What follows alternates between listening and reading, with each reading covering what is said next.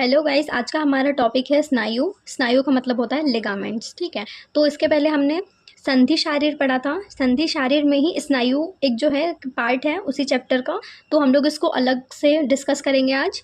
तो अब हम आज का टॉपिक स्टार्ट करते हैं जो कि है स्नायु। The study of ligament is known as syndesmology. ठीक है, तो जो जहाँ पे हम लोग लिगामेंट्स की स्टडी करते हैं उस वाले फील्ड को या उस वाले साइंस को हम सेंडेस्मोलॉजी कहते हैं। ठीक है, जहाँ पे भी स्नायु लिगामेंट्स की बात हो वहाँ पे सेंडेस्मोलॉजी वर्ड आएगा। ठीक है, उसके बाद में स्नायु का अगर हम परिचय देखें तो परिचय में है स्नायु शरीरगत श्वेत सूक्ष्म में, मतलब कि श्वेत सूक्ष्म का मतलब होता है वाइट फाइबर ऑफ फ्लेक्सिस, जो कि स्नायु जो है हमारी उपधातु कहलाती है, जो कि हेल्प कहाँ करती है, संधियों और मांसपेशियों के बंधन में काम आती है। ठीक है, जैसे कि हमारी जो बोन्स है, अब संधियाँ कैसे बनती है, दो या उससे अधिक बोन से के मेल से जो है वो संधियाँ बनती है। ठीक है, तो संधियों को जोड़ने के लिए, मोमेंट्स करवाने के लिए, मांसपेशियों से बंधन करवाने के लिए हमें लिगामेंट्स की ज़रूरत पड़ती है। तो वही लिगामेंट्स जो है वाइट फाइबर ऑफ फ्लेक्सस, ये हमारी उपधातु होती है और ये हमारी संधियों को मांसपेशियों से जोड़ने का काम भी करती है। ठीक है, फिर स्नायु की संख्या देखेंगे तो हर जगह पे मतांतर है, लेकिन स्नायु की अगर संख्या देखें तो स्नायु की संख्या जो है सभी आचार्यों ने सेम मानी है। ठीक है, तो सभी आचार्यों के अनुसार स्नायु की जो संख्या है वो है 900, और 900 का डिवीज़न है, शाखाओं में है 600, मतलब एक लिम्ब में 150 है, 4 से डिवीज़न करेंगे तो 600 आएगा।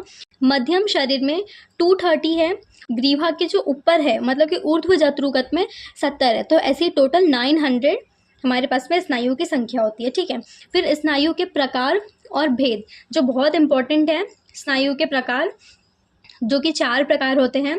पहला होता है प्रतानवती स्नायु, वृत्त स्नायु, प्रथुल स्नायु और सुषिर स्नायु। तो स्नायु के 4 प्रकार है। उसके बाद में ये कहाँ कहाँ प्लेस्ड हैं, इनके स्थान कहाँ हैं वो देखेंगे। ठीक है, तो अब हम स्टार्ट करते हैं अपने स्नायु के स्थान कहाँ कहाँ पे। तो प्रतानवती स्नायु, तो जो प्रतानवती स्नायु है इसको हम लोग लिगामेंट्स बोलते हैं, जो कि शाखाओं में और संधियों में प्रेजेंट होती है, और ये लिगामेंट्स है। तो अब ये क्या होगी, ये लंबी होगी। ठीक है, तो ये प्रतान के समान लंबी होती है। फिर आते हैं व्रत स्नायु पे, तो व्रत स्नायु को कहते हैं टेंडन्स। ठीक है, तो अब ये टेंडन्स है और व्रत का मतलब होता है कोई गोला। ठीक है, मतलब कि कंडराओं में, तो ये गोल कंडराओं में व्रत स्नायु कहते हैं, ये भी शाखाओं और संधियों में होती है।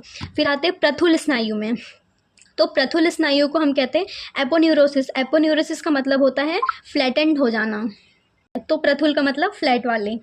तो ये होती है पार्श्व, उरह तथा पृष्ठ में होती है, और सिर में प्रथुल स्नायु पाई जाती है। ठीक है, उसके बाद में है सुषिर स्नायु। सुषिर का मतलब होता है होलो।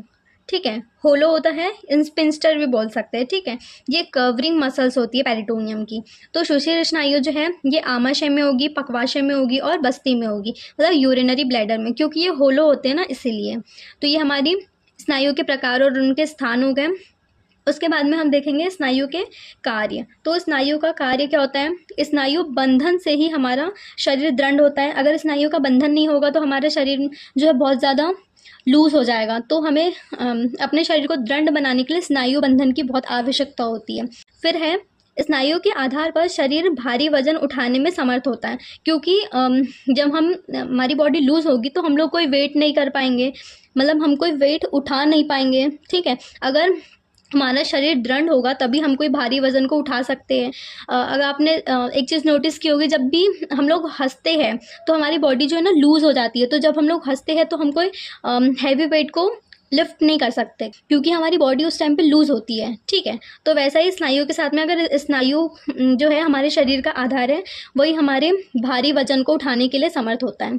शरीर के प्रत्येक भाग को एक दूसरे से जोड़ने का काम जो है वो स्नायु ही करता है। ठीक है, उसके बाद में स्नायु का महत्व, ये तो स्नायु के कार्य थे।